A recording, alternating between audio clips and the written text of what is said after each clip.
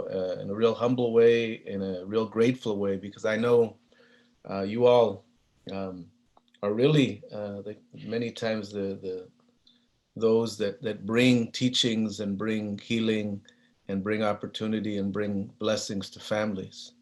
And so I want to begin just by thanking you for showing up and thanking you for inviting me here today.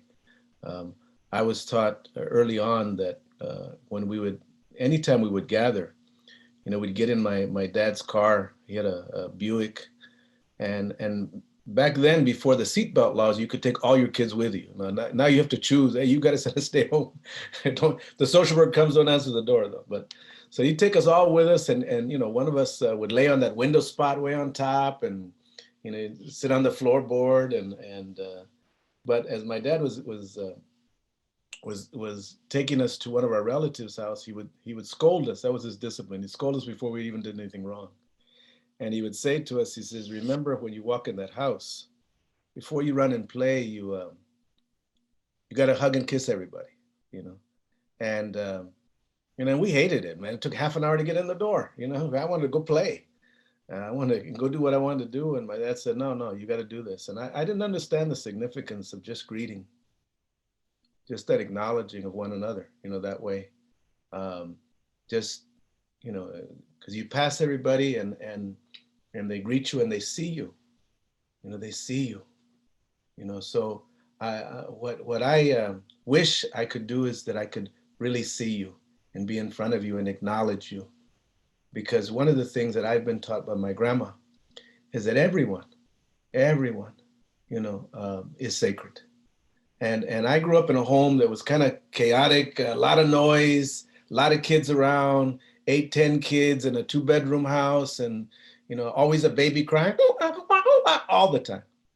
I had a loud talking dad that, "Hey, people, get away, what's wrong?" My dad would talk loud all the time. My friends come, "Is your dad, man?" "No, that's the way he talks, man." It's just, you know.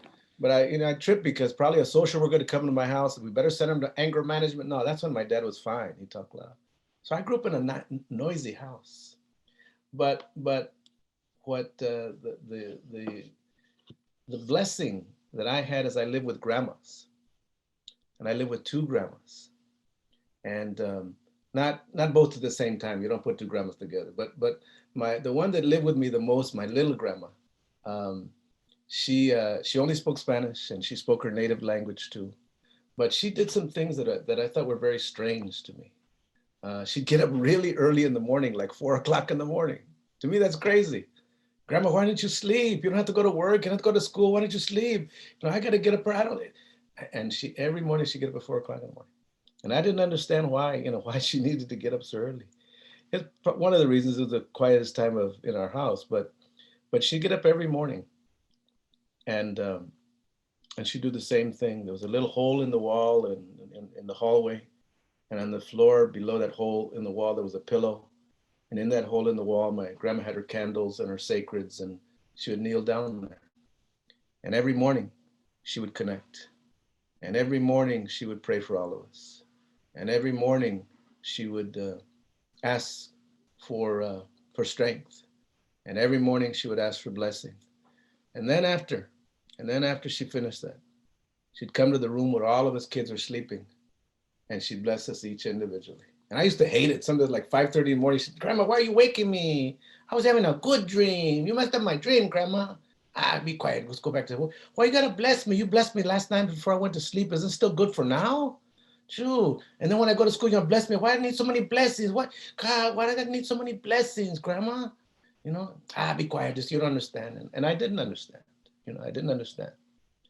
Um, but what I do understand now in doing this work for so many years is because I've worked with kids, and I've worked with kids that have become teenagers, that have become parents, that have become grandparents, that never felt that they were a blessing, that never were told you are a blessing, that never told that you are sacred, that never were greeted in that sacred way.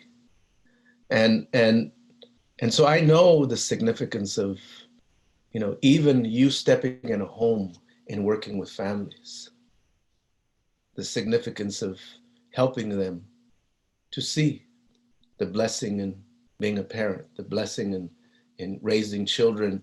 And let's be real, even in the best of families, there's always that one kid. Oh man, that kid, oh, knucklehead kid, pushes your button. There's always that one kid. You may have been that one kid, I don't know. But I was that one kid that, that I challenged my parents, you know. But I flowed different. I felt everything that went on, you know. But the other thing that my grandma understood that I didn't understand is that she needed to inoculate me up.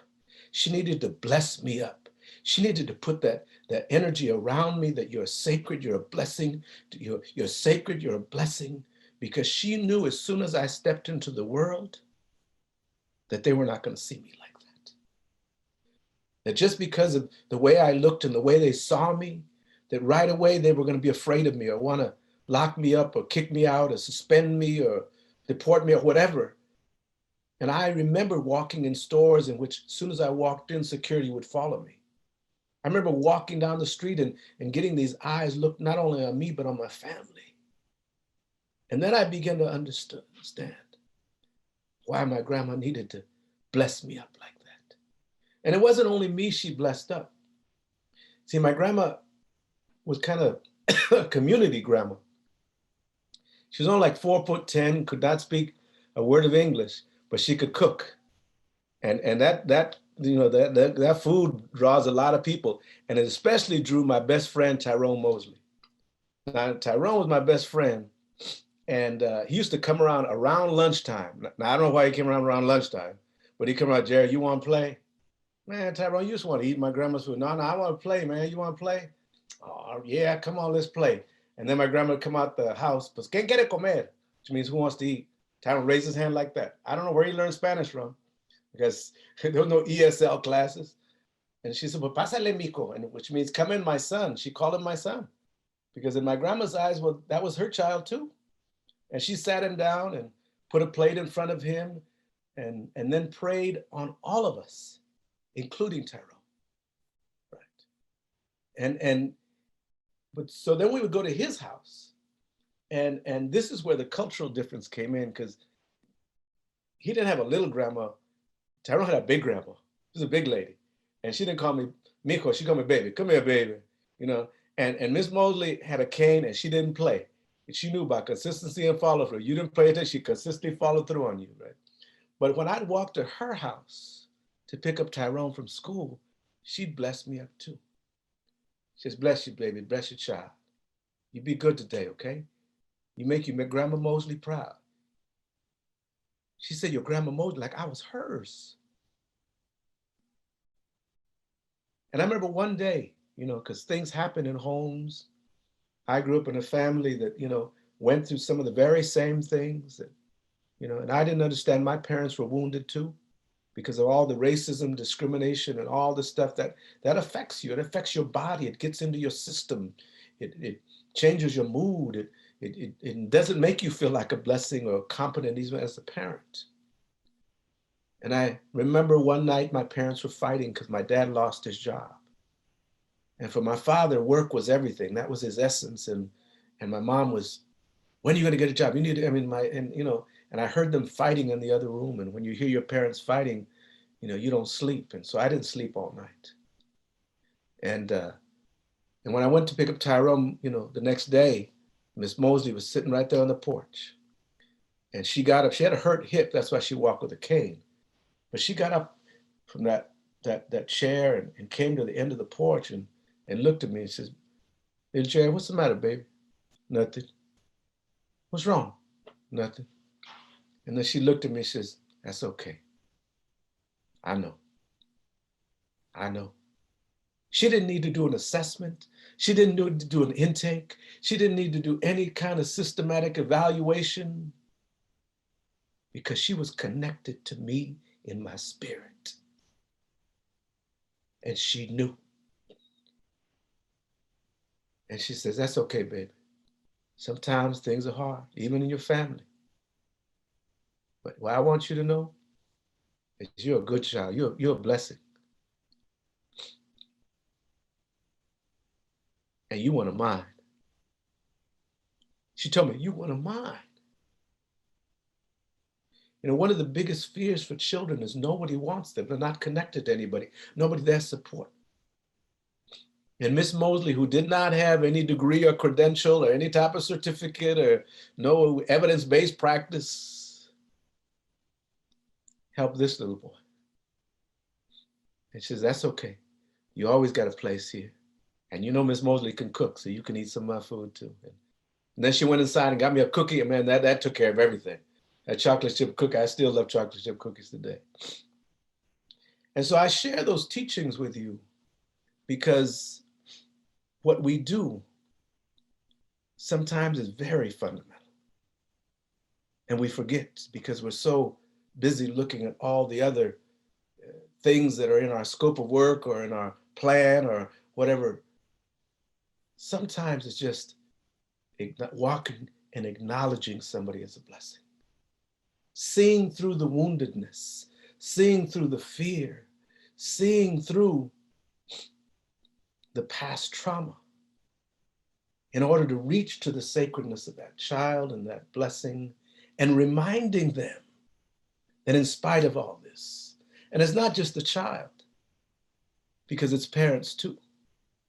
Parents that sometimes, especially at this time, all of us as parents, as grandparents, we're struggling too.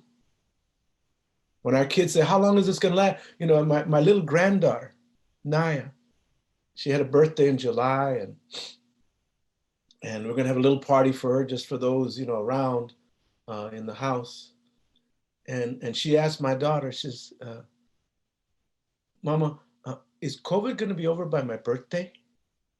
And she says, well, why?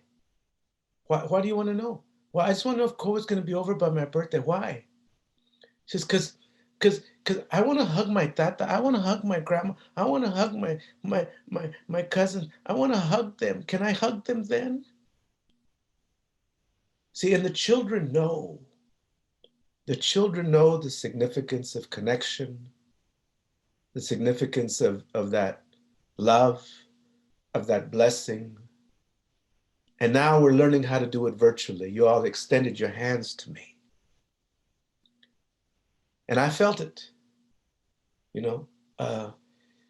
Sometimes this virtual way is very challenging because many of us are people. We like to be around people. We hug, we, you know, can be with them and all of that. And of course, I'm like that too. So when this virtual thing came out, I said, how am I going to do this? But that come back to my same grandma. Sometimes she would take a little longer in prayer. And I said, Grandma, why you take so long this morning? Because I had to pray for my sister. And her sister's in Mexico, like 1,000 miles away. I said, Grandma, that's too far. She's not gonna hear that. Oh yeah, she will. She'll feel it. She'll feel it all the way from here. And then 2 days later, she comes back, ven para acá, mijo. And she tells me in Spanish, your auntie's better now. See, I told you. Right? And so we now understand that energy and vibration and spirit can travel through anything. Right? And so I want to, you know, just thank you all. And if you never had a little grandma, if you never had a grandma, because some of us, our grandmas, we didn't live with, or our grandmas passed earlier than we could remember, or they weren't around, or some of our grandmas struggled so much through so much racism and discrimination and ill of health that they were wounded too.